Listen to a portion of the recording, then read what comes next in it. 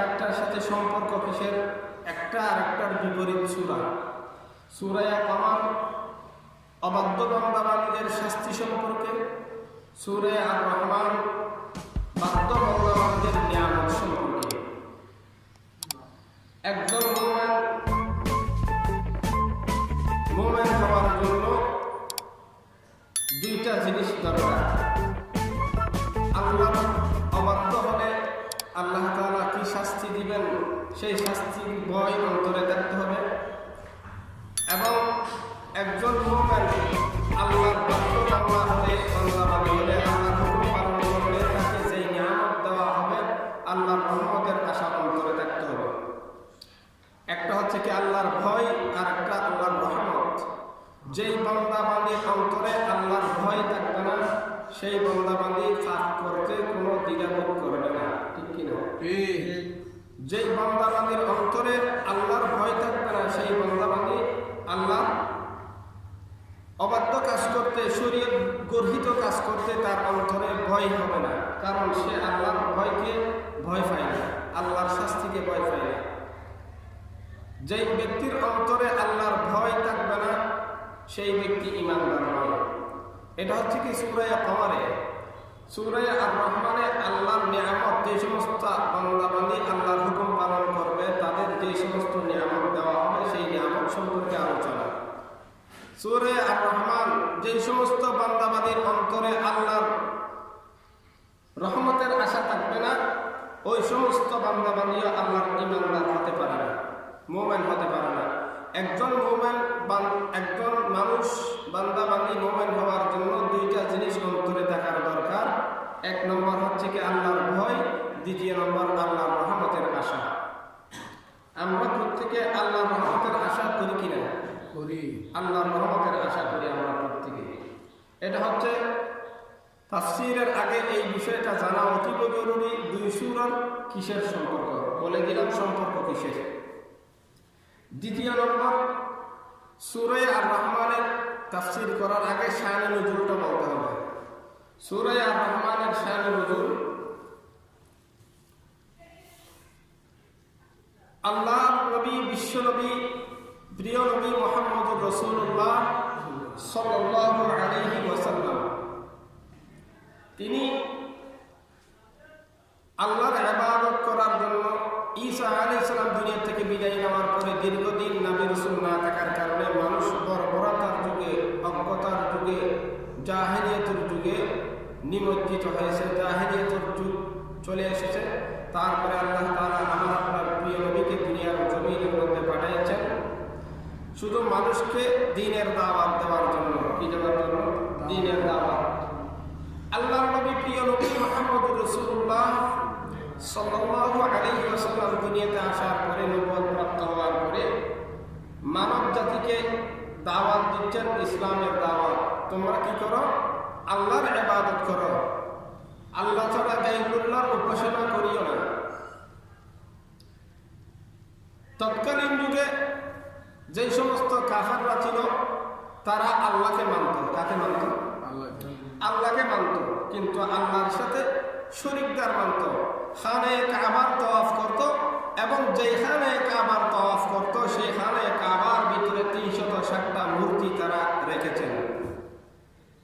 খানে কাবা তওয়াফ করার সময় তারা বলতেন, লব্বাইক আল্লাহুম্মা লব্বাইক লা শারীকা লাকা লব্বাইক মিন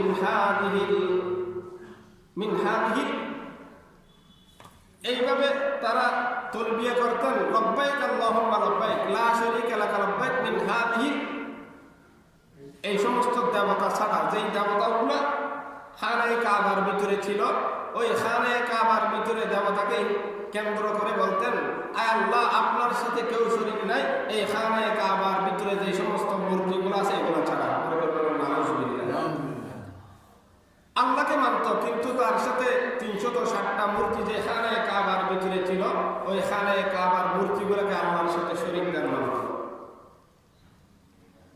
আল্লাহর নবী, প্রিয় নবী মুহাম্মদুর রাসূলুল্লাহ সাল্লাল্লাহু আলাইহি ওয়াসাল্লাম বলেন, হে আমার বংশের লোকেরা, এই মক্কার কুরাইশ বংশের লোকেরা, মক্কার লোকেরা, তোমরা শুধুমাত্র উপাসনা করবা, পূজা করবা, উপাসনা করবা, মাহবুব মানবা একমাত্র আল্লাহকে। আল্লাহ ছাড়া গায়রুল্লাহকে মাহবুব মানবা না। এবং রহমানকে তোমরা কি করবা? উপাসনা করবা, রহমানের উপাসনা করবা। হ্যাঁ, রহমানের উপাসনা। এখন কাফেররা বলতেছেন, আপনি তো বলেছেন আমরা শুধু আল্লাহর ইবাদত করব, এই মূর্তিগুলার ইবাদত না করার জন্য, উপাসনা না করার জন্য আপনি বলেছেন, এখন আবার বলতেছেন রহমানের উপাসনা করার জন্য। আচ্ছা, এরা কি জানা শোনার পরে বলছেন রহমানের উপাসনা না করতে? না, না জানিয়ে বলছেন, না জেনে বলেছেন। এরা মনে করছেন আল্লাহ যেমন এক, মূর্তিগুলা ভিন্ন। আল্লাহর উপাসনা করলে মূর্তির উপাসনা করতে পারবে না, আল্লাহর হাবিব বলেছেন। কিন্তু আল্লাহর হাবিব যখন বলেছেন তোমরা আল্লাহর উপাসনা করবা এবং রহমানের উপাসনা করবা, রহমানের উপাসনা, আল্লাহর উপাসনা ছাড়া কারো উপাসনা করবে না। মক্কার কাফেররা মনে করলো আল্লাহ এক জিনিস, রহমান আরেক জিনিস। আসলে আল্লাহ আর রহমানের মধ্যে কোনো পার্থক্য নাই। আল্লাহ পাক রব্বুল আলামিনের 99টা প্রকাশ্য নাম রয়েছে। কয়টা? প্রকাশ্য 99টা নাম রয়েছে। ইসমা জাত লফজ আল্লাহ সহ 100টা নাম, যেগুলো প্রকাশ্য, যেগুলো প্রসিদ্ধ। অপ্রসিদ্ধ মুহাদ্দিসিনে কেরাম বর্ণনা করেন আল্লাহর অপ্রসিদ্ধ 10,000-এর ঊর্ধ্বে নাম রয়েছে, যেগুলো প্রসিদ্ধ নয়। প্রসিদ্ধ নাম 100টা, ইসমা জাত লফজ আল্লাহ ছাড়া আর 99টা নাম, মোট 100টা প্রসিদ্ধ নাম। আর অপ্রসিদ্ধ 10,000-এর উপরে আল্লাহর নাম রয়েছে। রহমান এটা একটা আল্লাহর নাম। মক্কার কাফেররা সেটা না বোঝার কারণে মক্কার কাফেররা বলতেছেন, তুমি তো বলেছ মুহাম্মদ আল্লাহ ছাড়া এই দেবদেবতার পূজা না করার জন্য, এখন বলতেছ আল্লাহ এবং রহমানের উপাসনা করার জন্য। তাহলে আল্লাহ এক জিনিস, রহমান আর এক জিনিস। তুমি তো বলেছ একমাত্র আল্লাহর উপাসনা করতে, এখন তো দেখতেছি তুমি দুইটা উপাসনা করার জন্য বলছো। তখন আল্লাহর নবী জবাব দিলেন, এ আমার সম্প্রদায়ের লোকেরা, মক্কার কাফেররা, শুনে রাখো, আল্লাহর 100টা প্রসিদ্ধ নাম রয়েছে। এখান থেকে একটা লফজ আল্লাহ ইসমা জাত, আর 99টা নাম যেগুলো সিফাতি নাম, আল্লাহর সিফাত বর্ণনা করতেছেন ওই নামগুলোর মধ্যে। রহমান এটা একটা আল্লাহর নাম, রহমান এটা আল্লাহর আরেকটা নাম। আল্লাহর উপাসনা করা মানে রহমানের উপাসনা করা। রহমান তো আল্লাহর আরেকটা সিফাতি নাম। রহমান সিফাতি নাম কার? আল্লাহর সিফাতি নাম। এটা বললাম শানে নজুল। তখন আল্লাহ তাআলা এই আয়াত, এই সূরাটা নাযিল করলেন, যেটাকে সূরা রহমান বলা হয়। সর্বপ্রথম আল্লাহ তাআলা সূরা রহমান নাযিল করলেন।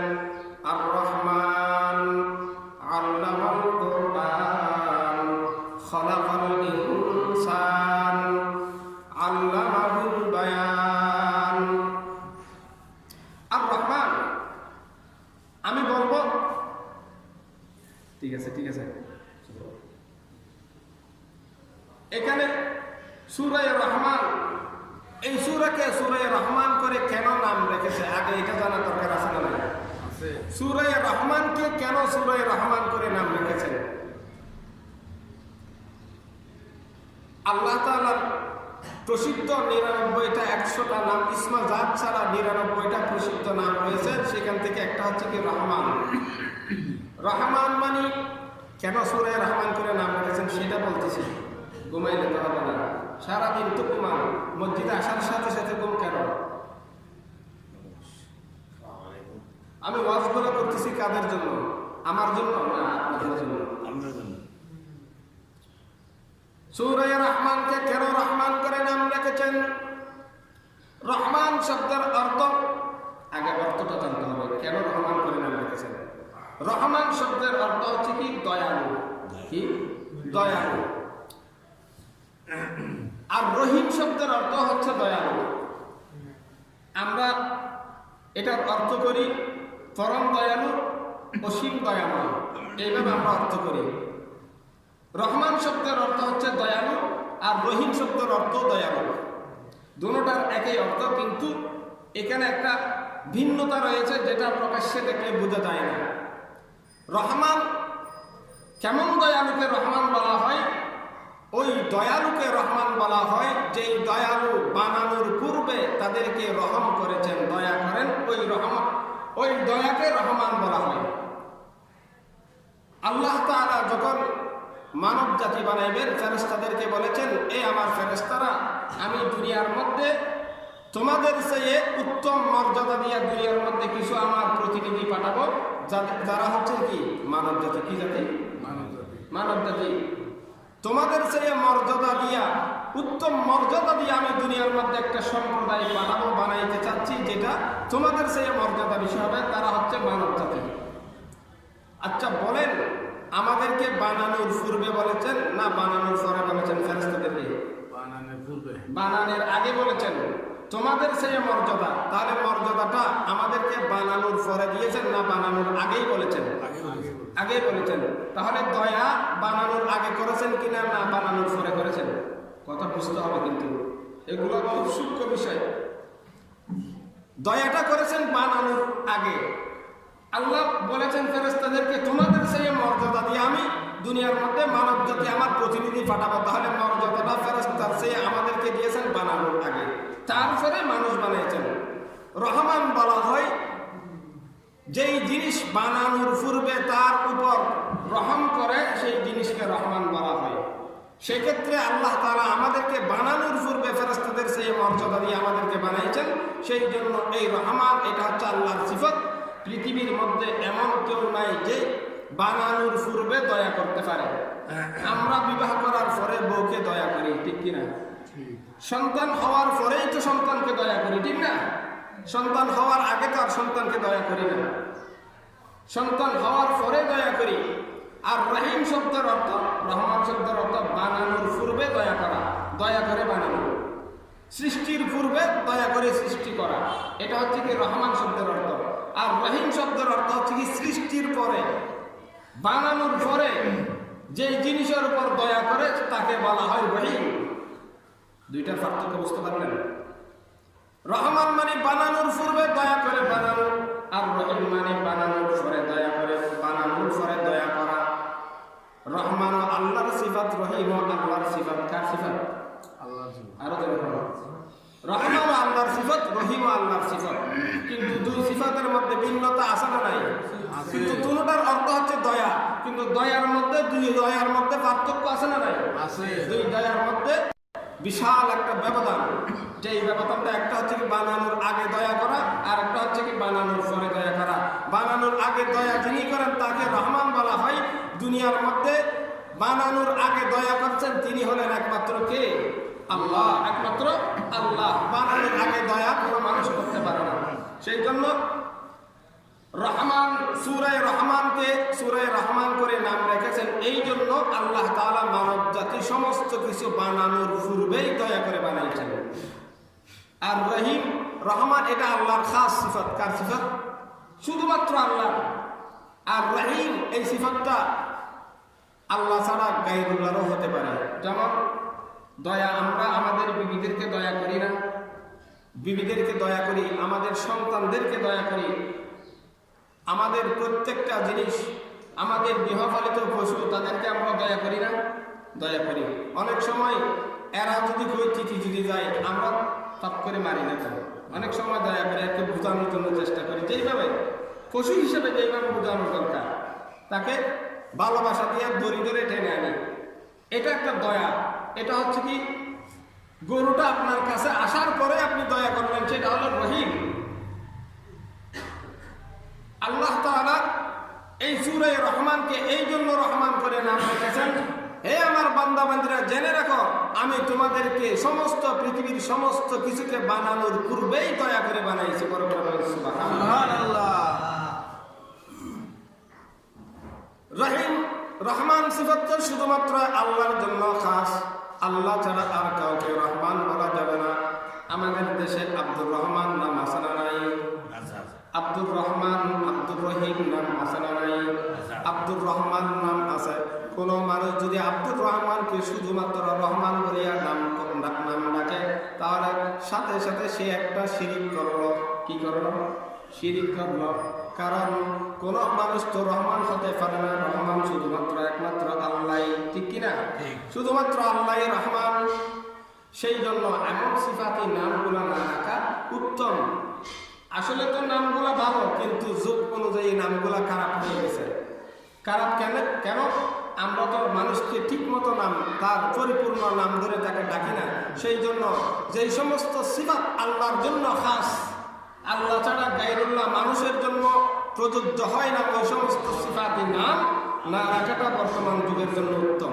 কারণ আমরা আব্দুর রহমান পুরা নাম ডাকি না, রহমান ডাকি। যেমন আমাদের এখানে আছে না নাই, এই রহমান সদাগর, এরা সবাই রহমান সদাগর বলে না, সাথে সাথে শিরিক। কি শিরিক? শিরিকে একবার বড় শিরিক, ছোট শিরিক না। কারণ রহমান শুধুমাত্র কে? বানানোর পূর্বে দয়া করতে পারে শুধুমাত্র আল্লাহ। সেই জন্য এমন নাম বর্তমানে না রাখা দরকার, যেই নামগুলা বিকৃত করলেই শিরিক হয়ে যায়, সেই নামগুলো না রাখা অতীব জরুরি দরকার। যদিও বা নামগুলো ভালো হলেও, কারণ আমাদের কালচার ভালো নয়। সেই জন্য রাহিম, রহম, আমরা যেমন আমাদের সন্তানদেরকে দয়া করি, আমাদের ছাত্রদেরকে দয়া করি, শিক্ষকেরা স্বামীরা বিবিদেরকে দয়া করে, এটাকে বলা হয় রহিম। বানানোর পরে বানাইছেন আল্লাহ, দয়া করতেছি আমরা, আল্লাহ দয়া করে, আমরাও করি। এইভাবে আব্দুর রহিম, অনেকের নাম আছে না নাই? আব্দুর রহিমের মধ্যে যদি রহিম বলা হয়, শিরিক গুনাহ হবে না। কি হবে না? ভাই কথা বল না, শিরিক গুনাহ হবে না। কারণ রহিম সিফাতটা মানুষের জন্য হয়, আল্লাহর জন্য হয়। যেই সিফাত শুধুমাত্র আল্লাহর জন্য খাস, ওই সিফাতের মধ্যে আব্দু শব্দ ব্যবহার করে যদি নাম রাখা হয়, তাহলে শিরিক গুনাহ হবে। জানে কি আব্দুর রাজ্জাক নাম আছে না নাই? রাজ্জাক মানে রিজিক দাতাকে, রাজ্জাক মানে রিজিক দাতা, রিজিকের মালিক যিনি রিজিক দেন তিনি হলেন রাজ্জাক। শুধুমাত্র রিজিক দেন আল্লাহ। কোন মানুষ আব্দুর রাজ্জাক নাম আছে, ওই আব্দুর রাজ্জাক নামের মধ্যে আব্দুল ফাই দিয়ে যদি রাজ্জাক বলা হয়, ও রাজ্জাক কে ডাকে না ডাকে? রাজ্জাক কে ডাকে না ডাকে? সেই জন্য এই সমস্ত সিফাতি নামগুলো যেগুলো শুধুমাত্র আল্লাহর জন্য খাস, এগুলো না রাখা উত্তম। আমাদের হায়াতের মালিককে আল্লাহ, আমাদের মৌতের মালিক আল্লাহ, আমাদের হায়াতের মালিক আল্লাহ, আমাদের খালিক আল্লাহ, মালিক আল্লাহ। যে সমস্ত সিফাতগুলো আল খালিকুল মালিক, মালিক আব্দুল মালিক যদি কারো নাম রাখা হয়, আব্দুল মালিক নাম আছে না? আব্দুল শব্দ না বলিয়ে যদি মালিক ডাকে, শিরিক গুনাহ হবে না। কি হবে না ভাই? ভালো করে শুনে নিয়েন। আব্দুল মালিক কারো নাম, মালিক মানে কে? সমস্ত কিছুর মালিক কে? আল্লাহ। কিন্তু দুনিয়াবি কিছু মালিক আছে না? আমি কারো কাছে চাকরি করি, কারো দোকানে চাকরি করি, আমার দোকানের সদর দুনিয়াবি হিসেবে আমার মালিক নয়, সেও মালিক। আল্লাহ মালিক। আল্লাহ হচ্ছে কি? হেরও মালিক, সদগরেরও মালিক, আমারও মালিক। কিন্তু দুনিয়াবি হাইসিয়তে, দুনিয়াবি হিসেবে সদগর আমার মালিক কিনা? সেই জন্য মালিক আল্লাহ হতে পারে, দুনিয়ার আল্লাহর মাখলুক মানুষও হতে পারে। সেই জন্য আব্দুল মালিকের জায়গায় যদি কেউ মালিক নাম ডাকে, সেটা শিরিক গুনাহ হবে না। যেই জিনিসটা শুধু আল্লাহ ছাড়া আর কেউ, আল্লাহরই খাস যেই সিফাত, ওই সিফাতের মধ্যে আব্দ শব্দ ব্যবহার ছাড়া যদি নাম ডাকা হয়, রাজ্জাককে রাজ্জাক যদি ডাকা হয় শিরিক হবে, রহমান ডাকলে শিরিক হবে। রহিম, আব্দুর রহিম না বলিয়া শুধু রহিম বললে শিরিক হবে না। আব্দুল মালিক না বলিয়া মালিক বললে শিরিক হবে না। কিন্তু নাম পরিবর্তন করার কারণে কবিরা গুনাহ হবে। কি হবে? শিরিক না হতে পারে, কিন্তু কি হবে? কবিরা গুনাহ হবে। আমি যেদিকে বলতে চাইছিলাম অন্যদিকে চলে গেছি। আর রহমান আল্লামাল কুরআন খালাকাল ইনসানা আল্লামাহুল বায়ান। আল্লাহ তাআলা বলেন, এই জিনিসটা বোঝানোর পূর্বে আমাদের এখানে অনেকে গ্রামার, আরবি, বাংলা, ইংরেজি তিনটা গ্রামার আছে। কয়টা? আরবি গ্রামার, বাংলা গ্রামার, ইংরেজি গ্রামার। যেমন আরবি বাংলা গ্রামারের মধ্যে আরবিতে বলা হয় মুবতাদা, আর বাকিটা হচ্ছে কি? খবর। আর রহমান শব্দটা হচ্ছে কি? মুবতাদা, বাকিটা খবর। যারা আরবি বুঝেন এতটুকু, আর যারা বাংলা বুঝেন আর রহমান শব্দটা হচ্ছে কি উদ্দেশ্য, কি উদ্দেশ্য। আর বাকিটা আল্লামাল কোরআন থেকে সূরা রহমানের শেষ পর্যন্ত সবগুলো হচ্ছে কি বিদায়, উদ্দেশ্য আর বিদায়। বাংলাতে আরবিতে বলা হয় মুক্তাদা খবর, বাংলাতে বলা হয় উদ্দেশ্য আর বিদায়। আর ইংরেজিতে বলা হয় আর রহমান শব্দটা হচ্ছে কি সাবজেক্ট, কি যারা যেটা বুঝেন সেটাই বুঝবেন। তফসির বুঝিয়া তফসিরের মজা বোঝার জন্য আগে গ্রামার বুঝতে হবে। যারা গ্রামার বুঝবেন না তারা মজা পাইবেন না, কিন্তু তফসিরটা মোটামুটি বুঝবেন। মজা যদিও বা না পান তফসিরটা বুঝবেন। শাক দিয়া ভাত খাইলে পেট ভরে কিনা? ভরে। গোস্ত দিয়ে ভাত খাইলে ভরে কিনা? ভরে। কিন্তু দুইবারের মধ্যে ব্যবধান আছে না? আছে। একটা শাক দিয়া ভাত খাইলে পেট ভরে কিন্তু মজা পাই না, গোস্ত দিয়ে ভাত খাইলে মজাও পাই পেটও ভরে, ঠিক কিনা? তেমনি ভাবে যদি গ্রামার না বুঝেন তাহলে মজা পাইবেন না, কিন্তু তফসির বুঝবেন। আমি বোঝানোর জন্য চেষ্টা করব। ইংরেজিতে আর রহমানকে সাবজেক্ট বলা হয়, আর বাকি আল্লামাল কোরআন খলাকাল ইনসান সূরা রহমানের শেষ আয়াত পর্যন্ত এগুলো হচ্ছে প্রেডিকেট, কি প্রেডিকেট, সাবজেক্ট আর প্রেডিকেট। আরবিতে বলা হয় মুবতাদা আর খবর, মুবতাদা খবর। বাংলাতে বলা হয় উদ্দেশ্য আর বিদায়। আর রহমান উদ্দেশ্য বাংলাতে, আরবিতে মুবতাদা, ইংরেজিতে সাবজেক্ট, আর বাকি আয়াতগুলো সবগুলো হচ্ছে বাংলাতে বিদায়, আরবিতে খবর, ইংরেজিতে প্রেডিকেট। এতটুকু যারা জানেন এটা মাথায় রাখবেন, আর যারা জানেন না তারা আমি এখন তাফসীর করতেছি, আপনারা বুঝবেন। আর রহমান, রহমান শব্দের অর্থ কি বলেছিলাম? দয়া। কেমন দয়া? বানানোর পূর্বে যিনি দয়া করেন তাকে বলা হয় রহমান, বলেছিলাম না? বানানোর পূর্বে যিনি দয়া করেন তাকে বলা হয় রহমান। তাহলে আল্লাহ আমাদেরকে বানানোর পূর্বেই দয়া করে বানাইছেন। আমরা কি দরখাস্ত করছি আমাদেরকে বানান? তিনি অনুগ্রহ করে দয়া করে আমাদেরকে নিজেই বানাইছেন। বানানোর পরে যে সমস্ত জিনিসকে দয়া করা হয় তাকে বলা হয় রহিম। আর রহমান এটা হলো উদ্দেশ্য, মুবতাদা, সাবজেক্ট। আর বাকিটা হচ্ছে কি বুঝবেন। এখন আমি যদি অনুবাদ করি তো শেষ শুরু করি তখন বুঝতে পারবেন, যারা গ্রামার বুঝেন না তারা। আল্লামাল কোরআন, রহমান তিনি, আর রহমান মানে কি? রহমান মানে আল্লাহ। রহমান তিনি, আল্লামাল কোরআন যিনি আমাদেরকে কোরআন শিক্ষা দিয়েছেন। যিনি আমাদেরকে কি শিক্ষা দিয়েছেন? কোরআন শিক্ষা দিয়েছেন, কালাম শিক্ষা দিয়েছেন। তিনি আর রহমান, রহমান তিনি, আল্লামাল কোরআন যিনি আমাদেরকে কোরআন শিক্ষা দিয়েছেন। আর রহমান খলাকাল ইনসান, রহমান তিনি যিনি আমাদেরকে মানুষ হিসেবে বানাইছেন। আর রহমান আল্লামাহুল বায়ান, রহমান তিনি যিনি আমাদেরকে বাকশক্তি দান করেছেন। আর রহমান, রহমান তিনি আশ-শামসু ওয়াল কামারু বিহুসবান, যিনি চন্দ্র এবং সূর্যকে স্বয়ংক্রিয়ভাবে পরিচালিত করতেছেন। বড় করে বলেন সুবহানাল্লাহ। এখন বুঝা আসছে? যারা গ্রামার বুঝেন না তারা তাদের বুঝা আসে নাই, একটু করে হলো তো বুঝা আসছে। রহমান তিনি, আর রহমান প্রতি আয়াতের সাথে রহমানের সাথে সম্পর্ক। আর রহমান, রহমান তিনি, আল্লামাল কোরআন যিনি কোরআন সৃষ্টি করেছেন, কোরআন নাযিল করেছেন, আমাদেরকে কোরআন শিক্ষা দিয়েছেন। আর রহমান খলাকাল ইনসান, রহমান তিনি যিনি আমাদেরকে মানব জাতি হিসেবে পাঠিয়েছেন। আর রহমান আল্লামাহুল বায়ান, রহমান তিনি যিনি আমাদেরকে বাক শক্তি দান করেছেন।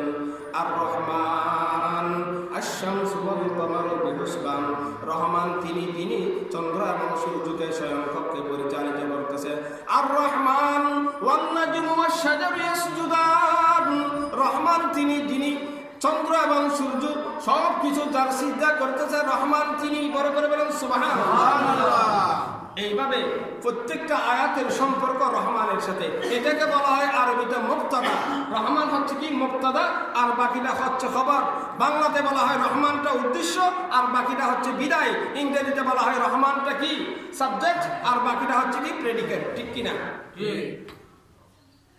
থেকে দুনিয়ার মধ্যে জন্মগ্রহণ করলেই মানুষ হয়ে যায়, কিন্তু কেমন মানুষ? মায়ের গর্ভ থেকে জন্মগ্রহণ করলে মানুষ হয়, কিন্তু মানুষের মতো মানুষ হয় না। কি হয় না? মানুষের মতো মানুষ হয় না। মানুষের মতো মানুষ হতে হলে কি করতে হয়? আল্লামাল কোরআন, কোরআনী ইলম অর্জন করতে হয়, দ্বীনি জ্ঞান অর্জন করতে হয়। মানুষের মতো মানুষ হলে দ্বীনি জ্ঞান অর্জন করতে হয় কিনা? এখন বলেন, পৃথিবীর জমিনের মধ্যে আমরা যে বিবাহ না করিয়া যদি কোনো সন্তান, বিবাহ ছাড়া নারী পুরুষের সম্পর্ক হলে সন্তান জন্মগ্রহণ করে কিনা? করে। বিবাহ করলেও সন্তান জন্ম হয়, বিবাহ না করলেও সন্তান জন্ম হয়। বিবাহ করে যে সন্তান জন্ম হয় তাকে বৈধ সন্তান বলে, আর বিবাহ ছাড়া যে সন্তান জন্ম হয় তাকে অবৈধ সন্তান, তার সন্তান বলে। ঠিক কিনা? আল্লাহ তাআলা এই বাংলাদেশে যেমন প্রাইমারি স্কুল, উচ্চ বিদ্যালয়, কলেজ, ভার্সিটি সব কিছুর মধ্যে, সব প্রাইমারি থেকে শুরু করে ভার্সিটি লেভেল পর্যন্ত কোনো পাঠ্যপুস্তকের মধ্যে এই কথা লেখা আছে যে তোমরা অবৈধভাবে সম্পর্ক করে সন্তান জন্ম দিও না। নারী পুরুষ বিবাহ ছাড়া যদি অবৈধ সম্পর্ক হয়, এইভাবে সম্পর্ক হইয়া যদি সন্তান জন্ম হয়, এটাকে যার সন্তান বলে। এই কথা কোনো প্রাইমারি স্কুলের পাঠ্যপুস্তক, উচ্চ বিদ্যালয়ের পাঠ্যপুস্তক, কলেজের পাঠ্যপুস্তক, ভার্সিটির পাঠ্যপুস্তক, আপনাদের জানা মতে কোনো পাঠ্যপুস্তকে লেখা আছে অবৈধ সম্পর্ক করে সন্তান জন্ম দিয়ে না, এটা মুসলমানের জন্য হারাম লেখা আছে না। কিন্তু এখন আপনি জিজ্ঞেস করেন, একজন উচ্চ বিদ্যালয়ে পড়ে সন্তানকে জিজ্ঞেস করেন, তুমি কই যাইতেছ? স্কুলে যাইতেছি। কি জন্য? মানুষের মতো কি হওয়ার জন্য? মানুষের মতো মানুষ হওয়ার জন্য। আচ্ছা বলেন, যে স্কুলের বইয়ের মধ্যে লেখা নাই সন্তান অবৈধভাবে জন্ম দিয়ে না, অবৈধভাবে যদি নারী পুরুষ সম্পর্ক হইয়া সন্তান জন্ম দেয়, এটা অবৈধ সম্পর্ক হবে, এটা তোমাদের জন্য হারাম। যে স্কুলের বইয়ের মধ্যে এইটুকু লেখা নাই, তাহলে এই স্কুলে গেলে মানুষের মতো মানুষ কেমনে হবে বলেন? এটা হচ্ছে কাউকে তুচ্ছ না, এটা একটা তফসির বোঝানোর জন্য আমি বলতেছি। যে স্কুলের বইয়ের মধ্যে লেখা নাই যে অবৈধ সম্পর্ক করে সন্তান জন্ম দিলে পাপ হবে, কলেজের বইয়ে লেখা নাই, পাঠ্যপুস্তকে ভার্সিটির বইয়ে লেখা নাই, কিন্তু সেই জায়গায় যদি সন্তান যায়, তাকে জিজ্ঞেস করো কেন স্কুলে যাইতেছ? বলে মানুষের মতো মানুষ হওয়ার জন্য। কিসের জন্য? মানুষের মতো মানুষ হওয়ার জন্য। যেই বইয়ে এটুকু লেখা নাই, সেই বই যদি পড়ে আপনি মানুষের মতো মানুষ কেমনে হবেন? এই কথা আল্লাহ বুঝাইতেছেন। আল্লামাল কোরআন, দুনিয়ার যত বিদ্যা অর্জন করো না কেন, কোরআনী দ্বীনি ইলম, আসমানি ইলম যদি আপনি অর্জন না করেন, তাহলে আপনি কখনো মানুষের মতো মানুষ হইতে পারবেন না। মানুষের মতো মানুষ হইতে হলে সর্বপ্রথম আপনার দ্বীনি ইলম অর্জন করতে হবে। এই দ্বীনি ইলমের গুরুত্ব বোঝানোর জন্য আল্লাহ পাক রব্বুল আলামিন মানব জাতি সৃষ্টি করার পূর্বে আমি তোমাদেরকে কোরআন শিখিয়ে দিয়েছি, এই বিষয়টা উল্লেখ করেছেন। বড় করে সুবহানাল্লাহ। আর রহমান আল্লামাল কোরআন খলাকাল ইনসান, আমি মানব জাতি সৃষ্টি করেছি। আল্লামাহুল বায়ান, এবং মানব জাতিকে বাক শক্তি দান করেছেন। কে জোরে বলেন? আল্লাহ। আল্লাহ তাআলা মানব জাতিকে বাক শক্তি দান করেছেন। আমাদের দেশে এখন দেখেন, যে সমস্ত মানুষ দ্বীনি ইলম অর্জন করেছে তারা দিন মোতাবেক চলবে। আল্লাহ তাআলা মানব জাতি দুনিয়ার মধ্যে সৃষ্টি করেছেন আল্লাহর ইবাদতের জন্য। যেই সমস্ত মানুষ দ্বীনি ইলম অর্জন করতে পারে নাই, তারা আল্লাহর ইবাদতে মগ্ন আছে না নাই? আছে না নাই? যারা আলেম তারাও আল্লাহর ইবাদত করে, আবার যারা আলেম হয় নাই, দ্বীনি ইলম অর্জন করে নাই, তারাও আল্লাহর ইবাদত করে। কিন্তু কেন করে? তারা তো আল্লাহর ইবাদত সম্পর্কে জানে না। ইবাদত সম্পর্কে কোরআন হাদিসের মাধ্যমে যদিও বা না জানে, কিন্তু আলেম ওলামার সংস্পর্শে থাকার কারণে তারা আল্লাহর ইবাদতের জন্য আল্লাহ তাআলা আমাদেরকে যে পাঠাইছেন সেই জিনিসটা তারা বুঝতেছে। ইলম ওয়ালা মানুষের সংস্পর্শে থাকার কারণে এই জিনিসটা আল্লাহ তাআলা বুঝাইছেন। আল্লামাল কোরআন খলাকাল ইনসান আল্লামাহুল বায়ান, আমি তোমাদেরকে বাক শক্তি দান করেছি। কি শক্তি? বাক শক্তি। বাক শক্তি মানে কথা বলার যোগ্যতা দান করেছে।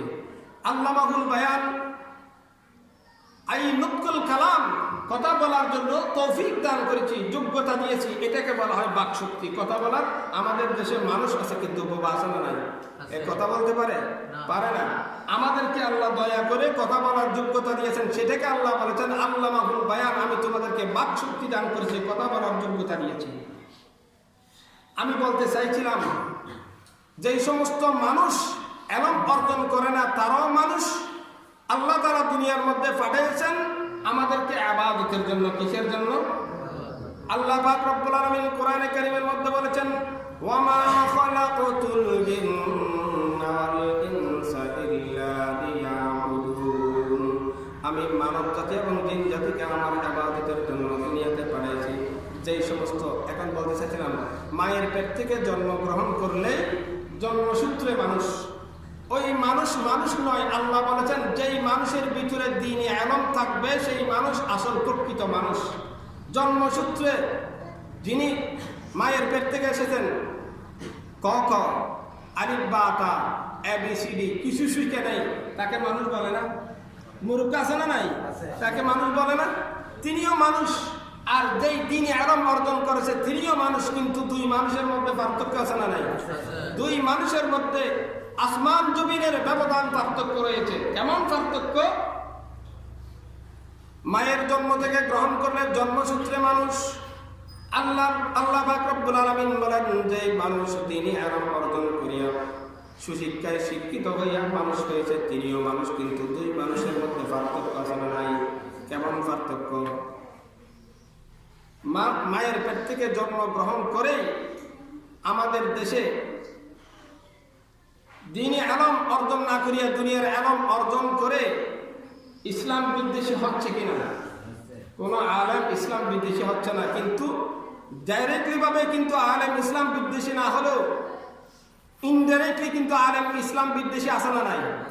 কারণ ইসলামের হক কথা যদি কোনো আলেম বলে, আবার একদল আলেম আছে নামদারি আলেম যারা একে ওই হক কথাকে অ্যাবাউট করার জন্য, হক কথাকে নরমাল করার জন্য আরেক দল আলেম আছে না নাই? এটা হচ্ছে আলেম নয়, এরা হচ্ছে ফ্যাট ফুজারি। কি ফুজারি? ফ্যাট ফুজারি। ওই সমস্ত আলেম, আল্লাহর নবী, প্রিয় নবী মুহাম্মদুর রাসূলুল্লাহ সাল্লাল্লাহু আলাইহি ওয়াসাল্লাম বলেছেন, এ আমার উম্মতেরা, আমি আমার আখিরি জামানার আলেমদেরকে নিয়ে সবচেয়ে বেশি বড় ভয় করি। আখিরি জামানার আলেমদেরকে নিয়ে আমি বেশি বড় ভয় করি। কেননা আমার আলেমরা আমার দ্বীনকে জিন্দা করবে, আবার সেই আলেমরাই আমার দ্বীনকে ধ্বংস করবে। ঠিক কিনা? একদল আলেম আছে দ্বীনকে জিন্দা করার কাজে, আরেক দল আলেম আছে দ্বীনকে ধ্বংস করার কাজে। শুধুমাত্র দুনিয়ার অর্থের লোভে, টাকার লোভে, চেয়ারের লোভে, দুনিয়ার মহাব্বত অন্তরের মধ্যে ঢুকাইয়া ওই দ্বীনকে ধ্বংস করার কাজে টাকা পয়সার জন্য ব্যস্ত। ঠিক কিনা? সেই জন্য শুধু ইলম শিখলে হবে না, দ্বীনি ইলম শিখতে হবে। কি ইলম? দ্বীনি ইলম। আল্লামাল কোরআন।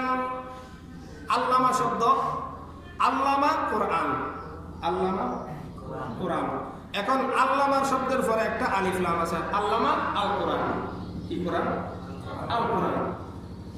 আচ্ছা, আল্লামা কোরআন, আল্লাহ কোরআন শিখিয়ে দিয়েছেন, এই কথা এইভাবে বললে হতো না? আবার আলিফ লাম একটা কেন বাড়াইছেন? কলমের কালি বেশি হয়েছে, কেন বাড়াইছেন? কারণ আছে না নাই? আল্লামাল কোরআন, এগুলো হচ্ছে তাফসীর। আসলে এগুলো বলে যে সমস্ত আলেম ওলামারা যদি উপস্থিত থাকে তারা একটু শর্টকাটে ধরতে পারে, সাধারণ মানুষের আর ধরতে পারবে না। করতে আপনারা আসিয়া বাইরে চিনতে ফিকির এবং বসে বসে জুড়তেছেন। সিনাতুন মানে কি? জুরানি। গত সপ্তাহে গেছি না? সিনাতুন মানে কি? জুরানি, তন্দ্রা। আপনারা বসে বসে জুড়তেছেন, বুঝবেন প্রত্যেকে।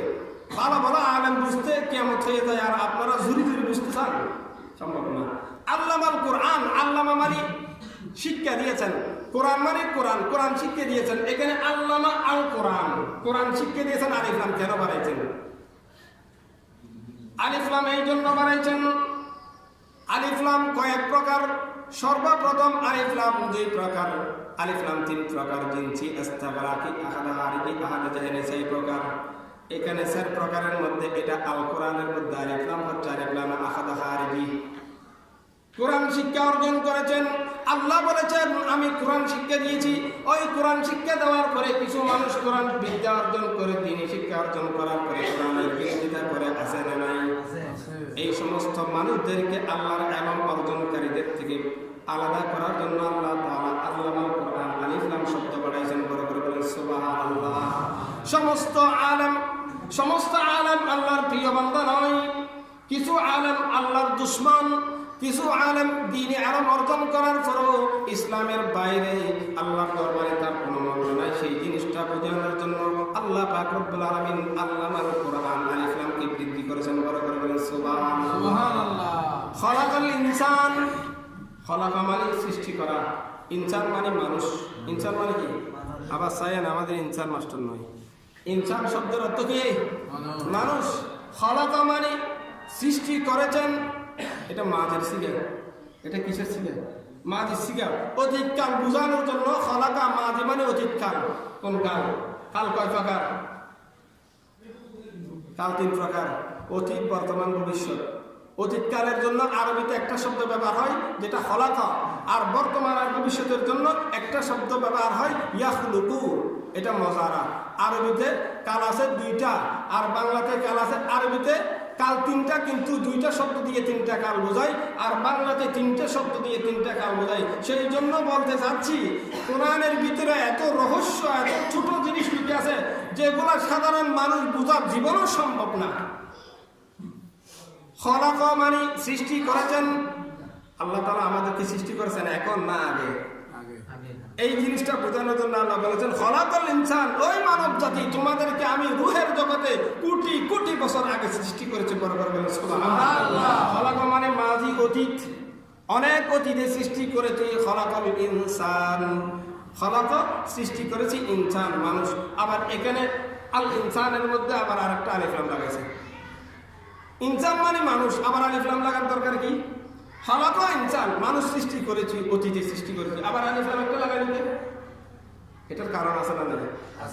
সম্ভবত দেরি হয়ে গেছে, 3 মিনিট অভাব হয়ে গেছে। 3 মিনিট অভাব, যাক শেষ করে দিই। যদি আল্লাহ হুকুম হয় ইনশাআল্লাহ আল্লাহ তাআলা হায়াতে কোরআনে যদি বাঁচায় রাখে, আগামী সপ্তাহে এরপর থেকে ইনশাআল্লাহ চেষ্টা করব। যদি আপনারা বলেন সূরা রহমানের তাফসীর করব, আর এইভাবে যদি করতে যাই তাহলে বলবো আর সূরা রহমান ছাড়া আর কোনো সূরা দেখা যায় কোরআন শরীফের মধ্যে? একটা আয়াতের যদি তাফসীর করতে যাই কমপক্ষে এরকম জুমাতে আমার ক্ষুদ্র জ্ঞানে কমপক্ষে 5টা জুমা লাগবে। কয়টা জুমা? 5টা জুমা লাগবে। আর যদি ভালো ভালো আলেম যারা আছে এদের তো অনেক অনেক সময় লাগবে, তাদের তো আলেমের অভাব নাই। আমরা তো ক্ষুদ্র মানুষ, 2 টাকা দামের মানুষ, অল্প জ্ঞানী। আমাদের দেশে আমরা তো অল্প জ্ঞান দিয়ে ভয়ঙ্কর দেখাইতেছি। আল্লাহ তাআলা আমাদের সবাইকে অহংকার থেকে মুক্ত রাখুক। জোরে বলেন আমিন। আয় আল্লাহ কবুল করুন অহংকার। আমরা ছোট আলেম হয়ে অনেক বড় দেখাই। যাই হোক, যদি আপনারা রাজি থাকেন ইনশাআল্লাহ আগামী সপ্তাহ থেকে এরপর থেকে শুরু করব। যদি বলেন সূরা আর রহমান তাফসীর করার জন্য, তখন বুঝতে পারবেন আর রহমানের ভিতরে কত মজা। কারণ এত মজা যদি না হতো, কিয়ামতের ময়দানে আল্লাহ স্বয়ং নিজের জবান দিয়ে সূরা রহমান তেলাওয়াত করে জান্নাতীদেরকে শোনাবেন। বড় বড় করে সুবহানাল্লাহ। সূরা রহমান কে শোনাবেন? আল্লাহ। আমরা তো পড়তেছি আর রহমান। রহমান শব্দের অর্থ কি বলছিলেন? আল্লাহ। এতটুকু বললে কি হবে? এতক্ষণ আমি বলতেছি শুধু আল্লাহ বলার জন্য না। রহমান শব্দের অর্থ কি? কোন দয়া? দয়াল তো হিন্দুর মধ্যে নাম আছে, দয়াল বাবু। দয়া কোন দয়া? যিনি সৃষ্টি করার আগে দয়া করে সৃষ্টি করেন তাকে বলা হয় রহমান। তাকে বলে কি? রহমান। আমি বলতে চাইছিলাম আল্লাহ তাআলা এই আর রহমান, এখানে আছে আর রহমান। আল্লাহ কিয়ামতের ময়দানে বলবেন আর রহমান শব্দের, আর রহমান মানে কি? দয়াল আল্লাহ। কে? দয়াল আল্লাহ। কতটুকু বলেন সংক্ষেপে? দয়াল আল্লাহ। এখন দয়াল আল্লাহ, যিনি দয়াল আল্লাহ, তিনি যদি এই সূরা আর রহমান শব্দটা তেলাওয়াত করে, তিনি যদি বলে আর রহমান, তাহলে তার অর্থ হবে দয়াল আল্লাহ। তাহলে আল্লাহর আরেকটা আল্লাহ আছে, বুঝা হবে কিনা? আর রহমান মানে দয়াল আল্লাহ। এখন সূরা রহমান আল্লাহ কিয়ামতের ময়দানে জান্নাতের মধ্যে তেলাওয়াত করে শোনাবেন জান্নাতীদেরকে। তখন তিনিও যদি বলেন আর রহমান, তাহলে দয়াল আল্লাহ। খলাকাল ইনসান, মানুষ সৃষ্টি করেছেন। তাহলে আল্লাহ যদি এই কথা বলে আর রহমান, দয়াল আল্লাহ মানুষ সৃষ্টি করেছেন, তখন বুঝা যাবে আল্লাহর আরেকটা আল্লাহ আছে। ঠিক কিনা? সেই জন্য আল্লাহ কিয়ামতের ময়দানে জান্নাতের মধ্যে বলবেন আনার রহমান, আমি হলাম রহমান, দয়াল আল্লাহ। এখন দুনিয়ার মধ্যে আমরা বলতেছি দয়াল আল্লাহ, দয়াল আল্লাহ দেখছি কোনোদিন? তখন আল্লাহ তাআলা বলবেন এই জান্নাতীরা আনার রহমান, আমি হলাম। সারা জীবন তো বলেছিলি দয়াল আল্লাহ দয়াল আল্লাহ, দয়াল আল্লাহকে তো কোনোদিন দেখোস নাই, আজকে দেখ আনার রহমান, আমি হলাম দয়াল আল্লাহ। বড় করে বলুন সুবহানাল্লাহ। যাই হোক, আল্লাহ পাক রব্বুল আলামিন আমাদের সবাইকে যতটুকু বলেছি ক্ষুদ্র জ্ঞানে এতটুকুর উপর আমল করার জন্য তৌফিক দান